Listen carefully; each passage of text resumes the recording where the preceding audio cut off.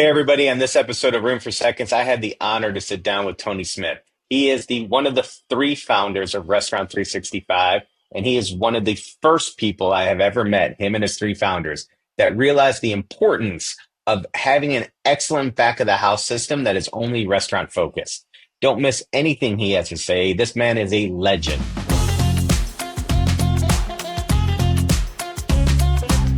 Hey everybody, welcome to another episode of Room for Seconds. As you know, I am still looking for a sponsor for this, and who better to ask for a sponsorship than my next guest, one of the CEO of and one of the founders of Restaurant 365, and to me, a very close friend, Tony Smith. Tony, welcome to the show. Grant, like how I did that to you? Me.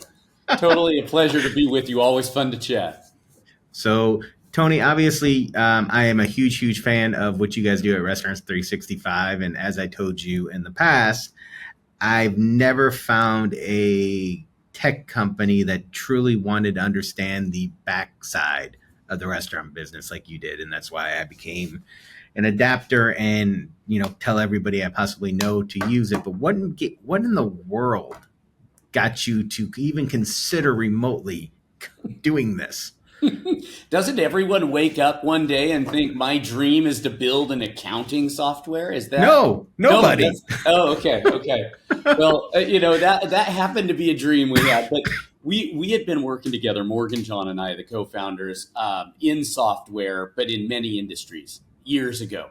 We started Restaurant 365 in 2011. Back then, we were trying to figure out which industry had the right needs for our skills. And we really wanted to solve problems. We wanted to pick one industry, go really deep, and be able to just continue to solve problems for them. We weren't looking to create a big company or make something that goes public. We were just saying, where could we use our skills and solve some issues for people with software? And it took us about a year and a half to find that industry with the right problems. But when restaurants came to our door and we saw what they were dealing with, it was just obvious, like a light switch, where Restaurant 365 was born, and we started going after trying to help them.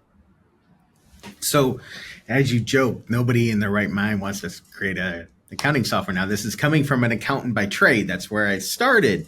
And you guys hit it on the head. You found a niche and a need in an industry that was so underserviced. And found a way to actually become a part of their everyday life and solve problems. So in your sort of development, what is the things you're most proud of helping restaurants solve today? Well, current right now today, as we interview or we survey our customers, because we do that twice a year, most common right now is the problems around labor. Surveyed. You haven't been surveyed? Well, I mean, does your opinion matter? Yeah.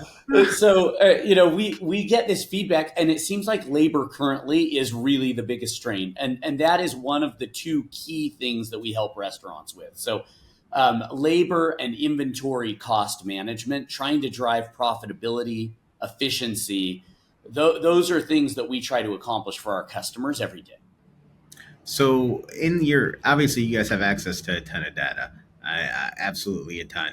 Not yours apparently, but everyone else's opinion. Yeah. So, but just overall data, you see stuff and you guys are able to see what pain points besides labor are out there. Are you seeing sales trends or customers talking about the pressure on the economy? How does that affect your business? Because at one point restaurants are going to be, sales are tough. What can I cut?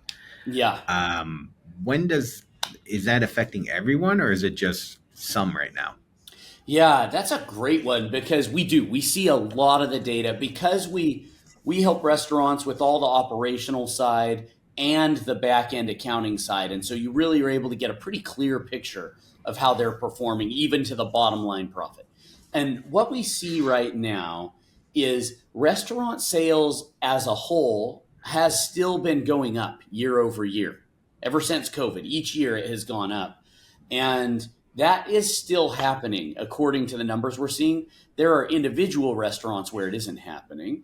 We had seen a couple years ago massive inflation in both food and labor, and restaurants raising menu prices to keep up, but not raising the menu prices at the same level that food and labor were growing.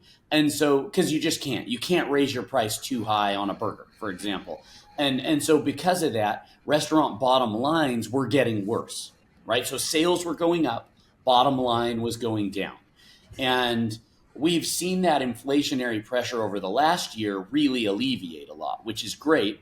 Not meaning that it has gone down, but that at least it stopped going up very fast. It's back to normal inflation. Right, exactly. And but the bummer on that is that it went crazy for a while, and now it's back to normal increase. But that doesn't actually mean we get back some of that cost that grew 2 years ago. It's like that's kind of settled in as part of the cost. So basically, with all of that, we're seeing restaurant groups who own multiple stores more willing to close the underperforming stores faster, but we also see them opening new stores. And so it's a really interesting dynamic, because where you'll see a certain customer close 2 out of 20 stores, and then you'll see them open 2 more to somewhere else or better performing or a different concept. And so it's not that the industry is shrinking by location count or by revenue as they go through trying to find the most profitable and highest performing. Right. I mean, we've done it. We've gone through everything in the same sort of structure. If a store is not performing right now, we get rid of it because it makes no sense and hold it because it's not going to come back fast enough. But yet I'm still growing and still opening new restaurants because the economy in the right markets is terrific. So what you said is 100% accurate. What is the one of any new sort of tech out there besides your own? What do you think are the new fads in the industry that are sort of driving restaurant tech going forward? Mm. Besides what we're doing, Because you all are the best. Yeah, I mean, we talk about us all day long. But no, one other thing that I feel like is coming across my inbox more often, like, oh, here's a good company you should think of partnering with, is all around guest engagement.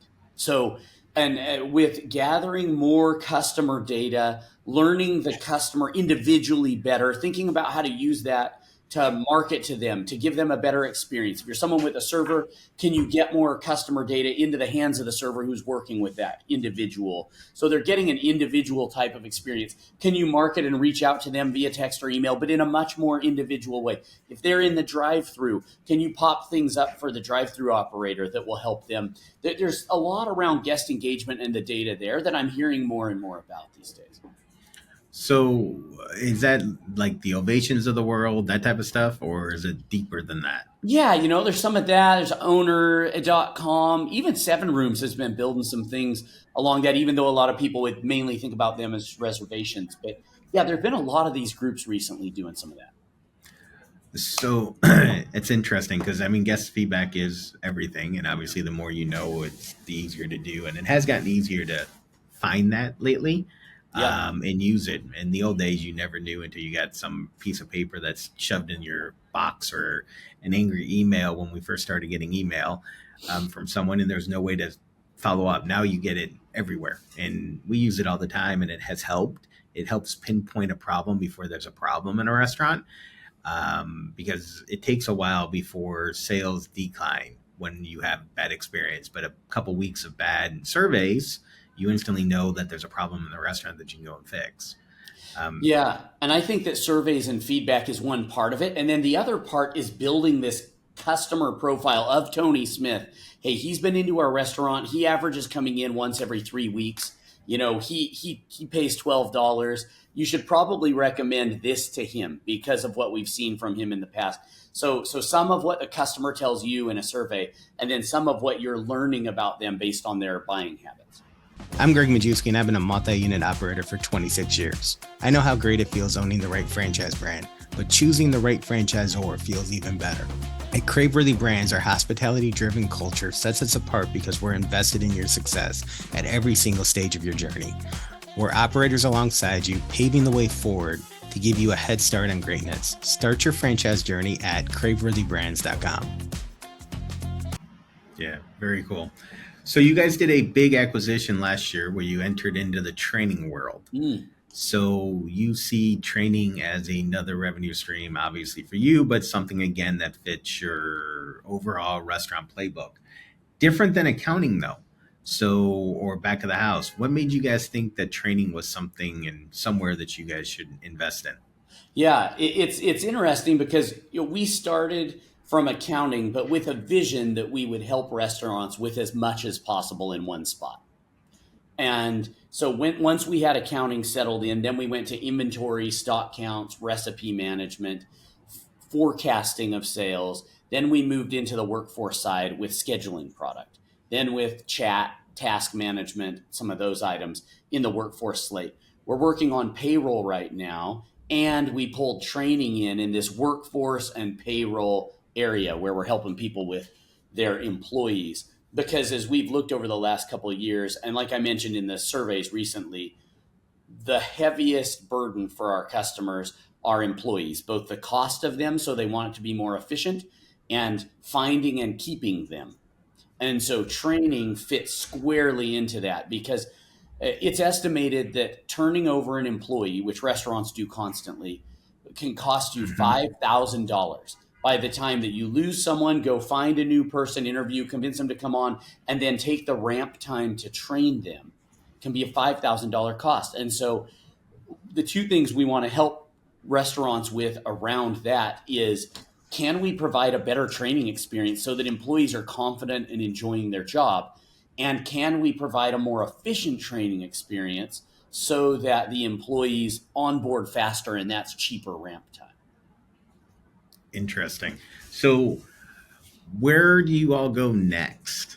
Mm. Obviously, you're in. Where's AI playing into it? Are you adding AI into your system? Obviously, that's the coolest keyword everyone says that drives me crazy because they want to take out people. But where can those type of technologies help on the back office side?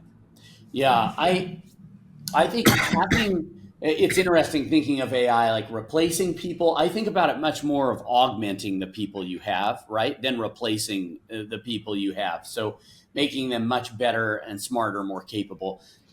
For AI specifically, a couple of the spots where we're employing that is in the ingestion of invoices, right? So the vendors who can't give you an electronic invoice, give you a piece of paper, shoot a picture of it with the mobile app. These days, we've incorporated more AI in that process so that it can pull it in with a much higher accuracy rate and code those line items to cost categories that end up on your P&L, right, without someone having to touch any of those. So we've been going much deeper into that.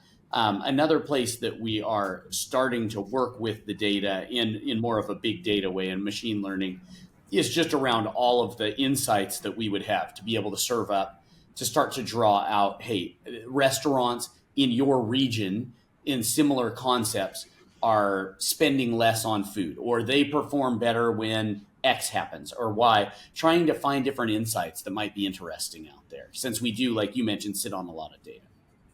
So, would you be able? I mean, on the inventory side, would you be able to get to a point with AI down the line where you do the schedule and sort of force it, so the manager doesn't even have to think about when they need bodies based on sales per hour and all that? Yeah, well, that is definitely the hope. So, using AI to make a more accurate forecast is something that we're working on right now. And your schedule and your inventory orders are only as good as your forecast, right? If your Right. forecast is inaccurate, it doesn't help. And so that's where we're going first, is to make the forecast as accurate as possible. And yeah, I fully believe that being able to do that, because right now we do have the ability with our scheduling product to have a smart recommended schedule for the managers. And at some stores they do. They do is just open it up, we recommend a schedule, and they just click accept. Other people want to tweak it and want to give some thoughts, and that's great, right? Because they're trying to save points on labor.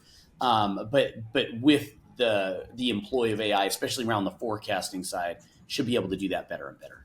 You know. So there's a company called out there now that is taking the inventory matrix and taking it in where you can scan in off the shelves and AI is counting stuff. Is that something that's really going to change our industry, or Mm. you know, is it too soon? You know, we've we've talked early internally and with some of the companies doing it a bit around just the overall use of video with AI in restaurants, right? And part of that is that it could stock count for you. If you have cameras there and they could just real time be stock counting. Some of it, they could be watching the store for other types of insights or different things that you could pull out, identifying issues for you, right? And AI could say, hey, it seems like a person in this store had a problem and serve that up to corporate. We've looked at all that. It feels early for any of that to make like a drastic difference at this point, but we're looking at all of those things. Very cool. So what is on the horizon for Restaurant 365? So what's coming down the pipeline that you guys are going to, what's the big announcement coming out in May that you're not going to tell me today, but I really want to know?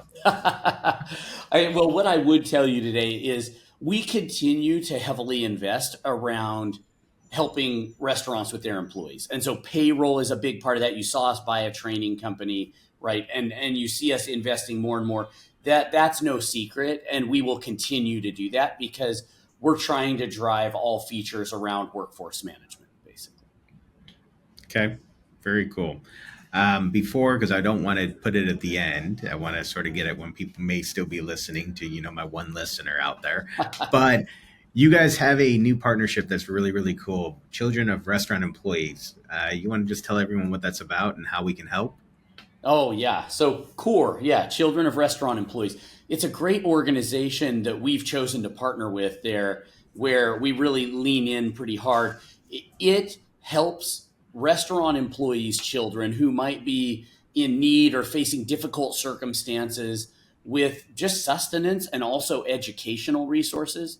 And since we love this industry so much, we've just felt like who better to help in the industry, but all of the awesome employees who are serving us all and providing all that hospitality. And so Restaurant 365 has leaned in really hard. So you can, if people are interested, they can do that through us to CORE. They can even go to CORE directly. The way that we have partnered with them, we're able to raise a lot of donations and they go directly to the restaurants who are using Restaurant 365. So it's kind of fun to be able to give back to our own customers. Very cool. I'm going to have to look that up. So I'm going to pin that. And Justin, make sure I do that afterwards since he is on. You guys also help reduce waste. And part of what Restaurant 365 is amazing at is one of the key functions is as you have proper projections and inventory, you do reduce that waste. What kind of effects does that have on the bottom line of a business when they actually follow your systems? When someone puts it in right, what's the data points you've seen on what people can actually save? Yeah, you definitely. I wouldn't come in and share kind of the inflated stats or false stats, but we realistically see people save 2 to 5% on their food cost, which may not seem world changing, but in terms of the bottom line for a restaurant, that is drastic. That Game changing. it actually, that's the difference between being profitable and not. And so those are the kind of numbers that we see when people really use it. We have a certain report called the AVT, which is actual versus theoretical usage of your inventory. And if you can get all the way to where your recipes are in, your items are in, and you can use the AVT, that's where we see people with the most savings. Yeah, and if you could actually see my tabs, just so everyone knows I use it every day, I think I have 18 different Restaurant 360 tabs open right now as we were going through and pulling up, and I was looking earlier today on different reports. So I think the most run report in our system is the profit and loss. Without And a that's doubt. because they don't just run it at corporate, but managers run it for their own store, right? I think it's second or third is the AVT report. It is a game-changing report when you think about it and what you guys do with it. And Restaurant 365, you have to be as diligent using it as you are operating the four walls of your restaurant. So if you're not going to spend the time on it, you never get the full effect of it. And it's what I tell my team on a continual basis. You've got to be diligent on using every aspect of it and continuing to learn because it changes. You guys have made it better every day and every couple weeks, something's new. But it truly can save a restaurant if used properly. It shouldn't be looked at as a cost. It should be looked at as a must-have because it helps you do so much more. We really appreciate you saying that. I mean, so kind of you to say. It's amazing to hear something like that, from someone like you, so legitimate in the industry. From thinking back, you asked us how we got started, and I think back to a few guys who didn't have investment in this. We just were using our own dime and building this system, and so to kind of fast forward and see that it is something that actually helps in the industry is just humbling. It's amazing. So I've heard the story from you and from Morgan and everyone firsthand, and the struggles that you guys went through when you first got started. I mean, you guys put everything on the line when you did this, so it's no different than a restaurant operator. You guys went all in and bet on yourself and changed the way that you did. So what were the risks you guys took every day? Because everyone now sees you today as the big tech company that has raised millions and millions of dollars, but there was a time when you didn't know if you guys were going to survive. Oh yeah, we got in the first couple of years. So we self-funded for 7 years, and we weren't wealthy, so it wasn't like we were plowing a ton of money into the business. So we had to be very scrappy and lean, and it was mainly just a couple of us building the solution and then going to restaurants and seeing how it worked for them, then coming back to the office and building some more. Very iterative. And I remember a time when we got up to 10 employees, and then we couldn't afford to carry the 10 employees, and we had to cut back down. Now, that was very different than today, where we have over 1,000 employees, but that cut back there, we went from 10 to 8, I think, and it was a big deal for us at the time. And yeah, it was hard along the way, lots of learning and lots of movement. But, one thing that helped us see through it is that when we saw the need from the restaurant industry and we decided we were going to start Restaurant365, Morgan and John and I made a spreadsheet, and it showed we think for at least 3 years, we're going to need to put our own savings into this company. It's not going to pay us anything back. We think there's going to be another 1 or 2 years where we don't have to put savings in. It can be self-sustaining, but it's not going to be paying us a salary, right? So there's this 5-year span where it's not giving us anything. And then after that, we think it'll see the growth, because it just took a long time to build the breadth of software we felt like we needed to really make a difference. And we looked at each other and said, are we into this? Because 2 years in, if we're mad that it's not paying money back to us, then we will have wasted our time, because we know right now it's not going to. This is a long haul. And we looked at each other. I'll remember that day. And we just said, I'm in. Are you? Yes, I'm in. Are you? I'm in. And we were in, and we just started it. And it was that way. It did take that time, but the patience paid off, because we're able to create something that really adds value for a restaurant. Was there ever a time you guys doubted it? I don't think so. I think we were all in. Yeah. That's amazing, because most of the founders and leaders that I've talked to, you always have that, oh, am I doing the right thing? And the struggles are real. That probably means you probably just said Tony, you're not humble or something. I probably should have doubted myself more often, but no, you, again, if you ask me, am I worried about if we're going to make it or if we're going to survive? My answer is always no. I don't think about it, but I have others that have been with me that stress the hell about it. It's just, It's a different being in the chair and being the leader. And you had 2 incredible partners, but being the guy that still bets on themselves, because I know what you've done and not taken and stuff like that in this development. You've gone all in on you and what you're building. That's a risk and a gamble, and takes a different mindset to do. Most people want to, let's play it a little safe, but when you're doing it, you go all in, and it takes a different type of person to do that. And that's why you're in the chair that you're in. It's what makes the entrepreneurs different in the industry and the leaders in the industry. They don't realize that it could all be gone tomorrow. Won't be, but it could all be gone tomorrow, and you still got to strive. And you've done that time and time again, and it's why I respect the hell out of you. Oh, I really appreciate that. Yeah, it is a decision there, right? For me, every year I make this quadrant. I look at my job and how things are going, and make an assessment of what I need to do different. I think one of the differences for me is I don't look back very hard on things and fret about what happened. I'm always looking at, what do I need to change now to get where I want to be a year or 2 from now? Much less about what went wrong 4 months ago, and how do I not do that? It's not as much about not repeating the mistakes of the past. It's much more about putting myself in a place to succeed for the future. And I think maybe that just gives a different vision, and then there's a little less worry about that. So yeah, and that's the focus. You look ahead, because if you look back at the mistakes you make, because we all make them. It looks bad. Why did I make that decision? I'm a bad leader, but it's like, no, I got to look at how do I be a good leader? I'm not worried about how I was a bad leader. Yeah. So that's very cool. If you hinted, not hinted, but you slipped and said maybe, public and sell and raise. Obviously, from outside looking in, this is a public IPO waiting to happen.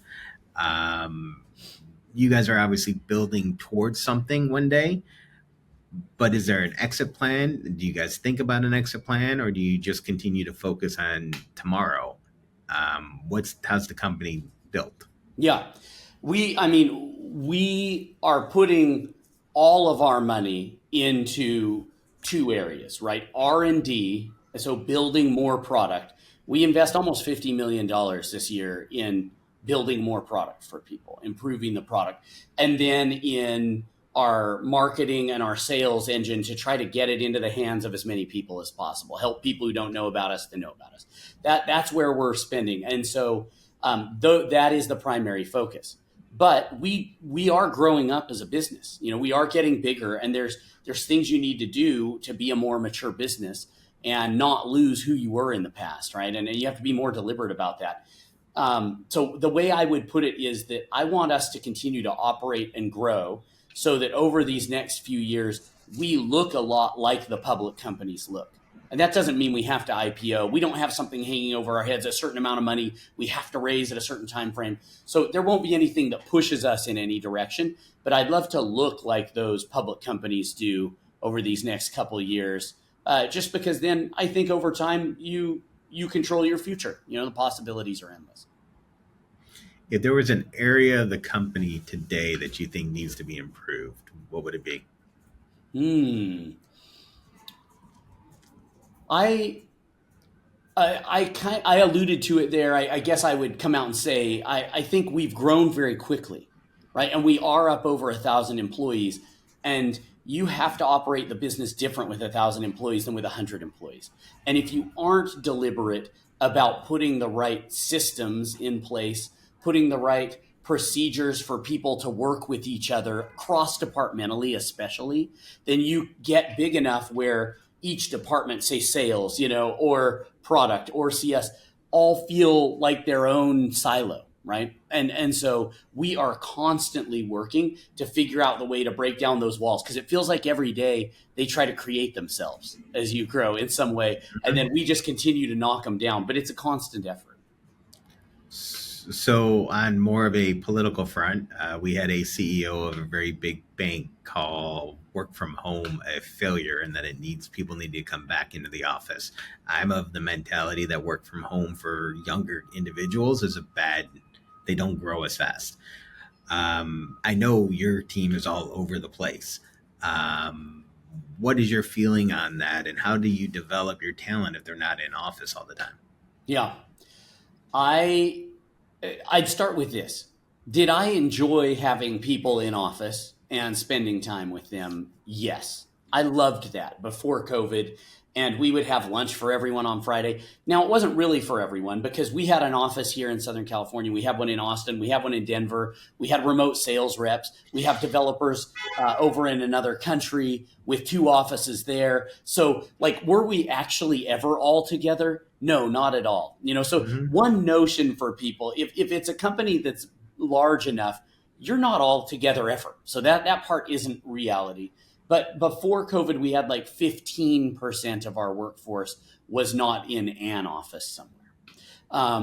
After COVID, we're, much more, 85% of the workforce is not regularly in an office somewhere probably. And so do I wish we could come back to office? I think for the culture side of it, for the fun of it, for the camaraderie, yes. But for the productivity, Not necessarily. We haven't seen enough difference on that. We haven't seen people come in and be unable to acclimate to our company and what we need them to do. People come in and they're performing in the roles. One group that we do have work together as much as possible are the folks that are on the phones the most, because it seems like they support each other better. They hear each other. They can ask a quick question.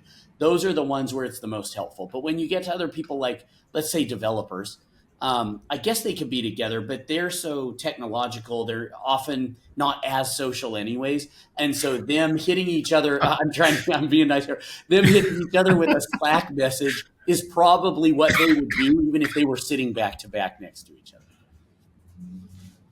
That's my kids at the dinner table will text each other instead of talk. Yeah, they'll text you, can you pass the peas? Yeah. They actually asked my wife one time if she would pass something to them through text message because they were on a call, and she just looked at them, and I was home for the dinner, and I'm looking at her going, what? And she shows me the text, and she's like, never gonna happen. And I'm like, I'm scared for their lives right now. Yeah, well, that's funny. I had asked one of my daughters to call a restaurant for me, not for work, but because we were going to go eat there. And she said, wait, but you just want me to call them on the, can I just text them somehow? How do I text them? And it was like a new concept to her that she would have to actually speak to him. Yeah, their social skills are, texting has hurt them socially. And, obviously not going out, COVID, there's a generation that lacks that need. But hey, they'll get through it. They'll learn. Different communication, not my style. Yeah. One thing that's interesting, though, is most of that generation still loves restaurants. That's something I've looked into some. They love restaurants, and they love, even if they order it online because they don't want to talk to somebody, but they're still buying from them. And so at least that doesn't have me scared for our industry in the future. Is there anything that scares you for the industry going forward?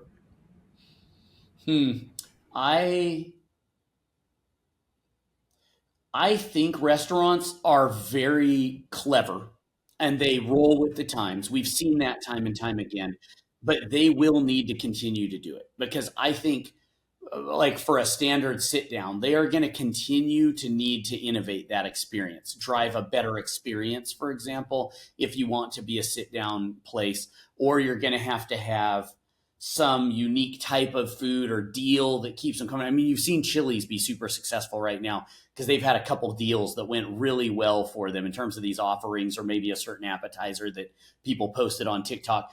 But there's going to have to continue to be more and more of that to be clever for the restaurants that are providing a sit-down experience. Very cool. So you guys have your big restaurant transformation tour that kicks off on the beginning of March 17th in New Orleans. Then you're in Dallas, New York, and San Diego.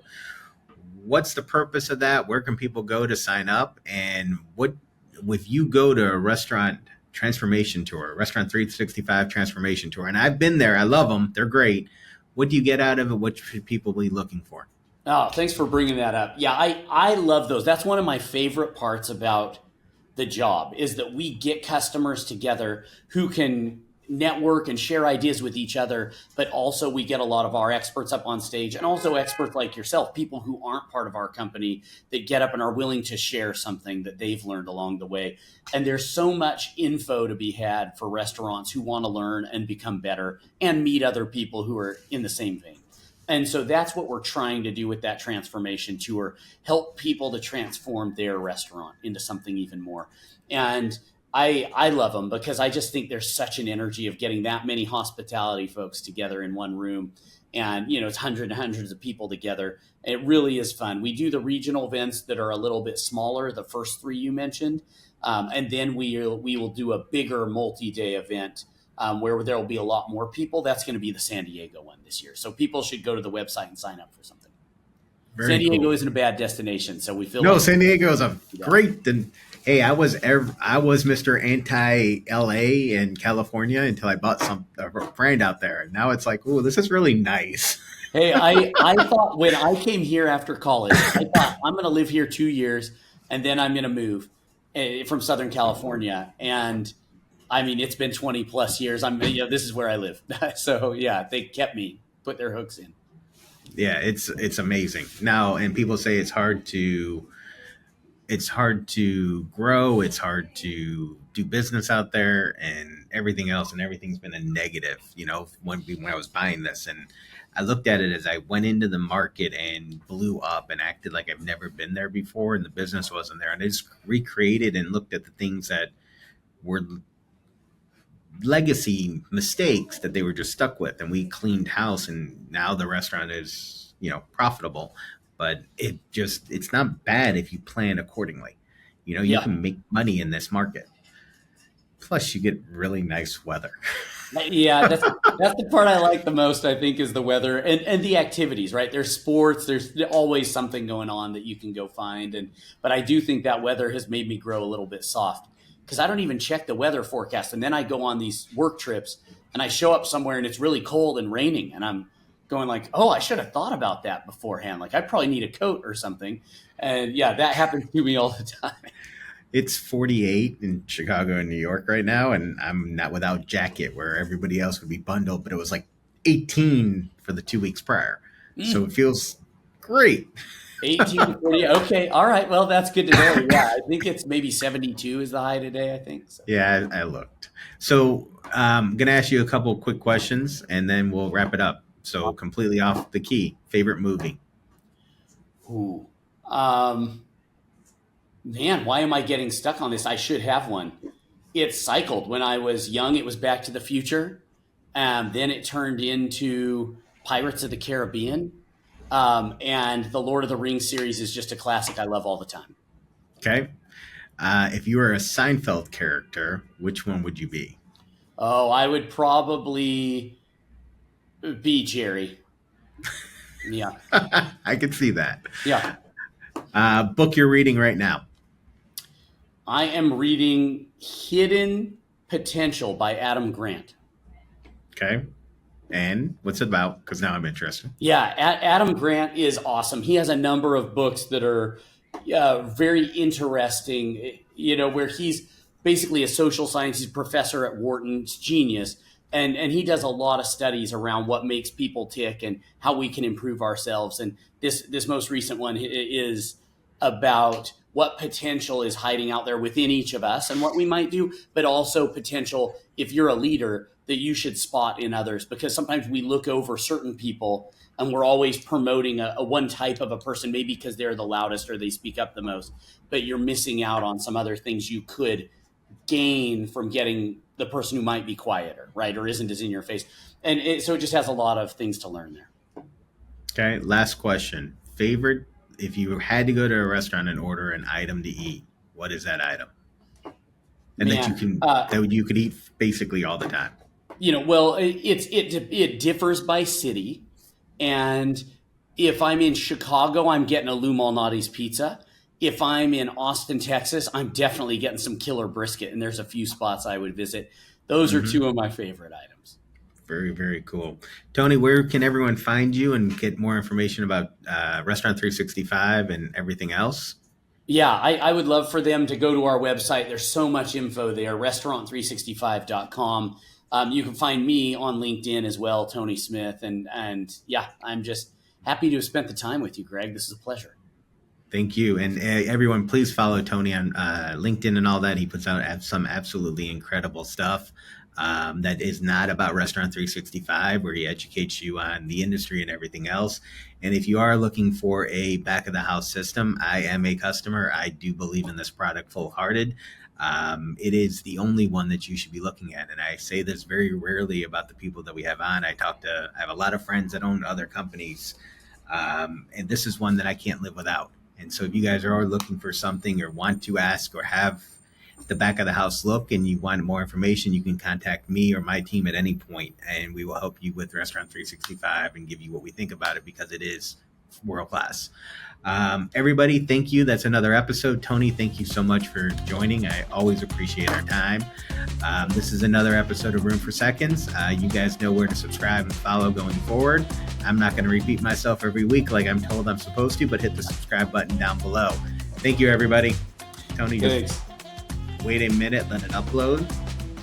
Justin will hit stop recording. Hey viewers, thanks again for supporting Room for Seconds. If you found this episode inspiring, interesting, or any bit informative, please hit that little subscribe button down at the bottom so you never miss an episode.